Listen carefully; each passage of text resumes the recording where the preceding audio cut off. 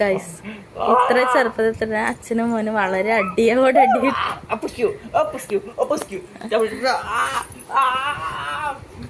അടിയാണ് അച്ഛനും മോനും ഗൈസ്.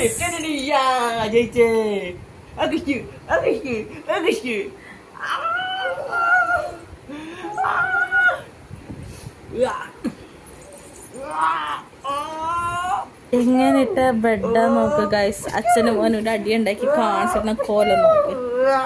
ബെഡ്ഷീറ്റ് ഒന്നും ഇല്ല ഇപ്പൊ ഇവിടെ.